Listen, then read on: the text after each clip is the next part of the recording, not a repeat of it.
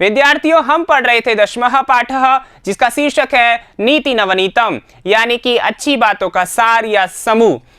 इसके अंतर्गत हमने पहले भाग में सामान्य परिचय पढ़ा। सामान्य परिचय में हमने जाना कि ये प्रस्तुत जो पाठ है नीति नवनीतम मनुस्मृति नामक ग्रंथ से लिया गया है, यानी कि वहां से 12 जो उसके अध्याय है मनुस्मृति के, जिसको आचार्य मनु ने लिखा है, वहां से संक्षिप्त में अच्छी अच्छी बातों को सार स्वरूप ग्रहण करते हुए आपके पाठ्य पुस्तक में 10वें पाठ में 6 श्लोक रखे गए हैं।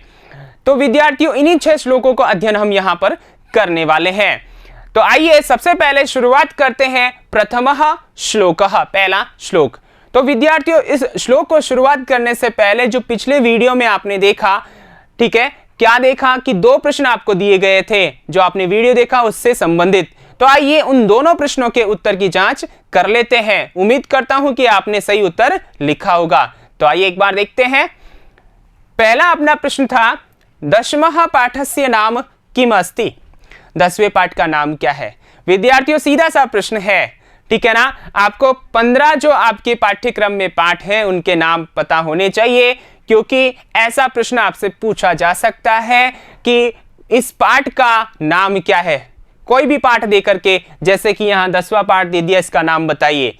या फिर विपरीत प्रश्न किया जा सकता है कि नीति नवनीतम इति पाठस्य क्रमांकः कः, तो वहां पर आपका उत्तर हो जाएगा 10वां। ठीक है, समझ में आ रहा है ना, इसीलिए ऐसा प्रश्न यहां पर रखा गया है। तो आपको पता ही है इसका उत्तर क्या है, नीति नवनीतम। तो 10वां पाठस्य नाम अस्ति नीति नवनीतम, ठीक है, इति, ऐसा उत्तर आपने लिखा, ठीक है ना। आगे देखिए, दूसरा प्रश्न है मनुस्मृति ही इति ग्रंथस्य रचनाकारः क अस्ति।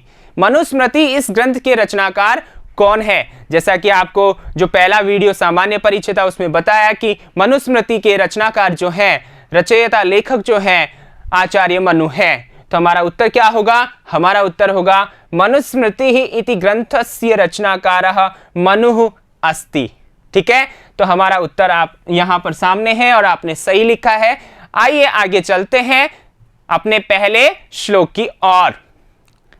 पहला श्लोक, प्रथमः श्लोकः, एक बार फिर से उच्चारण कर लेते हैं। वैसे तो हमने उच्चारण कर ही लिया था, सस्वर वाचन कर लिया था पहले भाग में। आइए इस भाग में भी यहां पर शुरुआत करने से पूर्व उच्चारण करते हैं। आप भी मेरे साथ उच्चारण कीजिए। अभिवादनशीलस्य नित्यं वृद्धोपसेविना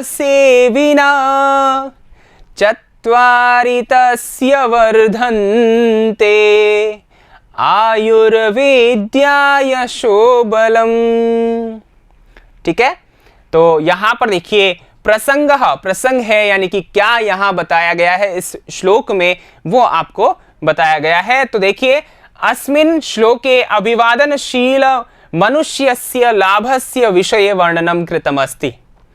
प्रस्तुत श्लोक में जो अभिवादनशील यानी कि नमस्कार करने वाला, सभी का सत्कार करने वाला, आदर करने वाला, प्रणाम करने वाला ऐसा जो मनुष्य होता है, मनुष्यस्य ऐसा जो मनुष्य होता है, उसके लाभस्य लाभ, उसको क्या क्या लाभ होता है, क्या क्या फायदे होते हैं, ठीक है ना, उसके विषय में यहां पर वर्णन किया गया है। तो विद्यार्थियों, आपके मन में प्रश्न आ रहा होगा, ऐसी जिज्ञासा हो रही होगी, क्या किसी को प्रणाम करने से भी कोई फायदा मिलता है, किसी के पैर छूने से भी कोई फायदा मिलता है। जी हाँ, बहुत फायदा मिलता है, क्योंकि आप सभी जानते हैं कि किसी को हम प्रणाम करते हैं या पैर छूकर आशीर्वाद लेते हैं, मतलब नमन करते हैं, आदर सत्कार करते हैं, तो वो हमें आशीष देते हैं, आशीर्वाद देते हैं, सदा खुश रहो, सदा पढ़ते रहो, आगे बढ़ते रहो, जीते रहो, ऐसे कई प्रकार के आशीर्वाद देते हैं, दुआएं देते हैं। तो वही हमारा सच्चा लाभ है। तो विद्यार्थियों, आप भी अभिवादनशील हैं, अच्छे आचरण करने वाले विद्यार्थी हैं। तो आइए इस श्लोक का अर्थ जानते हैं कि ऐसे व्यक्ति के, ऐसे विद्यार्थियों के क्या क्या फायदे होते हैं या उनको कौन कौन से फायदे होते हैं। ठीक है, आइए जानते हैं। इसको जानने से पहले विद्यार्थी इसके कठिन शब्दार्थ जानते हैं। देखिए, अभिवादनशीलस्य प्रणाम करने के स्वभाव वाले के, ठीक है, नित्यम निरंतर हमेशा, वृद्धोपसेविनः, बड़ों की सेवा करने वाले के। अब यहां पर देखिए वृद्ध धन उपसेविनः, ठीक है, यानी कि यहां पर हो जाएगा गुण संधि हो जाएगी यहां पर, यानी कि यहां अ है अंत में और उ है, तो यह अ और उ मिलकर के ओ होता है गुण संधि के नियमानुसार, तो वृद्धोपसेविनः बन जाएगा। ठीक है, आगे देखिए वर्धन्ते यानी बढ़ते हैं, ठीक है, वृद्धि को प्राप्त करते हैं। ठीक है, आइए अब वापस अपन श्लोक की ओर बढ़ते हैं। श्लोक में देखिए एक एक शब्द का अर्थ हम जानेंगे, ठीक है, फिर अन्वय करेंगे, ठीक है, उसके पश्चात हम भावार्थ को जानेंगे। यहां देखिए अभिवादनशीलस्य, जैसा कि मैंने बताया जो प्रणाम करने की भावना रखता है, नमन करने की भावना रखता है, आदर करने की भावना रखता है, ऐसे व्यक्ति के। नित्यम यानी कि हमेशा, निरंतर, ठीक है, सदा। वृद्धोपसेविना, और जो क्या करता है, वृद्धों की सेवा करता है, वृद्ध व्यक्तियों की सेवा करता है। परिवार में आपके विद्यार्थियों माता पिता होते हैं, दादा दादी होते हैं, चाचा ताऊ इत्यादि होते हैं, और भी बड़े बुजुर्ग होते हैं, ठीक है ना। तो उन बड़े बुजुर्ग जो होते हैं उनका हमें क्या करना चाहिए, आदर सत्कार करना चाहिए, उनकी सेवा करनी चाहिए। तो ऐसा जो करता है, जो प्रणाम करता है, सत्कार की भावना रखता है और बड़ों की सेवा करता है, ठीक है ना, ऐसे व्यक्ति के, तस्य यानी उसके, ऐसे व्यक्ति के, जो ऊपर बताया है ऐसे व्यक्ति के, उसके चत्वारि, चार, चत्वारि यानी चार, चार क्या, वर्धन्ते बढ़ते हैं, चार क्या बढ़ते हैं, फायदे हैं, उसको लाभ होते हैं, चार लाभ। कौन कौन से, आयु, पहला है आयु, यानी आयु उसकी बढ़ती है। आयु बढ़ने का मतलब क्या है कि जैसे मान लीजिएगा हम, जो हमारी औसत आयु है, ठीक है ना, तो हमें इन बड़ों का आशीर्वाद मिलता है, आशीर्वाद मिलने के उपरांत हमारी आयु स्वतः ही बड़ी हो जाती है। कहते हैं ना चिरंजीवी भव, ठीक है, 100 साल तक जियो, जीते रहो, ऐसे जो आशीर्वाद आपको मिलते हैं उससे आपकी उम्र खुद ब खुद बढ़ जाती है, आप खुशी से जीवन यापन करने लगते हैं। ठीक है, समझ में आ गया। दूसरा है विद्या, दूसरा क्या है, विद्या।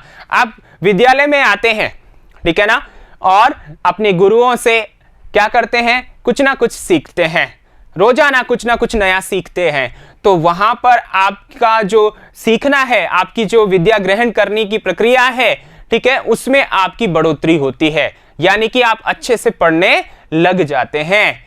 कब लग जाते हैं, जब आप प्रणाम या सत्कार या आदर की भावना रखेंगे, बड़ों को नमन करेंगे और साथ ही बड़ों की सेवा करेंगे, तो ठीक है, तो लग जाइए आज ही से, अभी से बड़ों की सेवा करने में और अपने गुरुओं और माता पिता बड़ों की आदर सत्कार करने में।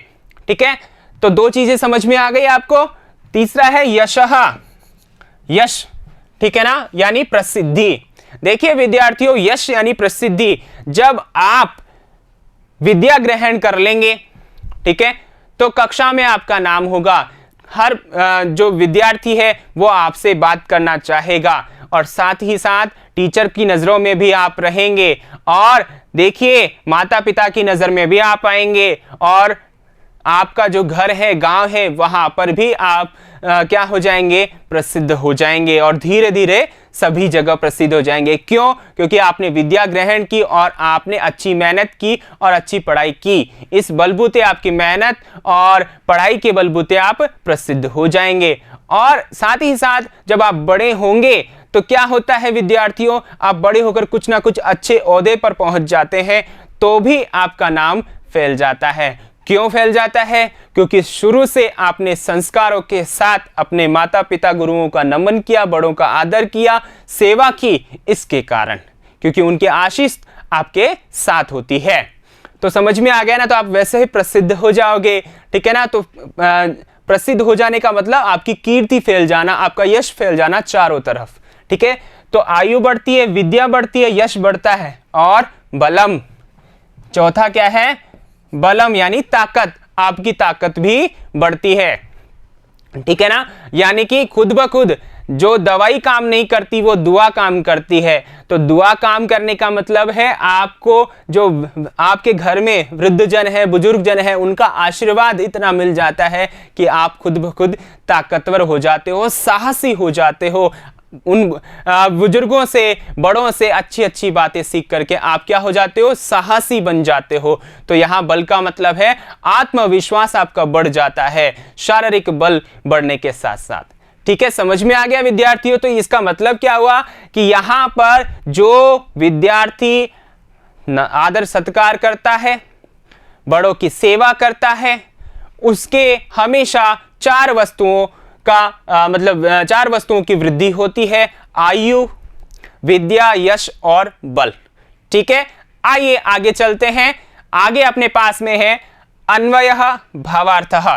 पहले अन्वय को देखते हैं। अभिवादनशीलस्य वृद्धोपसेविनः जनस्य नित्यं तस्य आयुः विद्या यशः बलम च एतानि चत्वारि वर्धन्ते। अर्थात अर्थ वही है क्या कि जो अभिवादनशील मनुष्य होता है या विद्यार्थी होता है, बड़ों की सेवा करने वाला जो विद्यार्थी या व्यक्ति होता है, उसकी नित्यम हमेशा तस्य उसके आयु, ठीक है, उम्र, विद्या, यश यानी कीर्ति प्रसिद्धि और बल यानी कि आत्मविश्वास या ताकत जो है, एतानी ये चार, चत्वार यानी चार, वर्धन्ते यानी बढ़ते हैं, वृद्धि को प्राप्त करते हैं। ठीक है, अब आइए देखिए भावार्थ क्या है। भावार्थ: अत्र आचार्य मनुः अस्मान् कथयति यत् यः जनः अभिवादनशीलः भवति, अर्थात ज्येष्ठान् प्रणमति, यः वृद्ध जनानां सेवां करोति, तस्य जनस्य आयुः विद्या यशः बलं च एतानि चत्वारि वर्धन्ते इति। ठीक है, सीधा सीधा अर्थ बताया है, जैसा कि मैंने आपको समझाया क्या कि यहां पर आचार्य मनु ने हमको कहा है, हमको मतलब विद्यार्थियों आपको बताया है, कहा है, क्या कहा है कि यह जना, यत यानी कि यह जो जन, व्यक्ति या विद्यार्थी भी आप अपने लिए समझे विद्यार्थियों, जो व्यक्ति अभिवादनशील भवति, अभिवादनशील होता है, आदर सत्कार करने वाला होता है, अर्थात ज्येष्ठान प्रणमति, बड़ों को प्रणाम करता है, विनम्र रहता है उनके सामने। ठीक है, और क्या है, यह जो वृद्ध जनानाम, वृद्ध जनों की, चाहे वो परिवार में हो या बाहर कहीं हो, ठीक है ना, जहां भी वृद्ध जन है उनकी सहायता करता है, सेवा करता है, सेवाम करोति, सेवा करता है जो कोई व्यक्ति या विद्यार्थी, तस्य जनस्य, उस व्यक्ति के, उस विद्यार्थी के, ठीक है ना, जीवन में चार चीजों का वर्धन होता है। पहली है आयु, आयु का वर्धन होता है, विद्या, विद्या बढ़ती है, यश फैलता है, ठीक है, बलम च, और बल भी बढ़ता है, आत्मविश्वास भी बढ़ता है, एतानि चत्वारि, ये चार वर्धनते बढ़ते हैं। ऐसा समझ में आ गया विद्यार्थियों? मुझे उम्मीद है कि आप भी अपने बड़ों का आदर सत्कार करेंगे, आज से, अभी से ही करेंगे, और क्या करेंगे, उनकी सेवा करेंगे, उनका कहना मानेंगे, क्योंकि जब आप ऐसा करेंगे तो आपको वो आशीर्वाद स्वरूप बहुत सारी चीजें देंगे, और उनमें से चार चीजें प्रमुख हैं जो आपके जीवन में काम आने वाली हैं। ठीक है, तो आइए आगे चलते हैं। आगे अपने पास में है इस श्लोक से संबंधित कुछ प्रश्न, दो प्रश्न आपके सामने हैं जिनके उत्तर आपको अपनी उत्तर पुस्तिका में लिखना है। ठीक है, तो आइए यहां पर, कस्य आयुर्विद्या यशो बलम इति चत्वारि वर्धन्ते। ठीक है, यहां पर देखिए ये जो अपने पास में दे रखा है कि आयुर्विद्या यशो बलम इति चत्वारि वर्धन्ते, कस्य, तो इसका उत्तर आपको लिखना है। आगे देखिए, अभिवादनशीलस्य कानि चत्वारि वर्धन्ते। ठीक है, तो इसका उत्तर भी आप दीजिए, दोनों का उत्तर दीजिए, और मैं मिलूंगा अगले श्लोक के साथ अगले भाग में। तब तक के लिए धन्यवाद।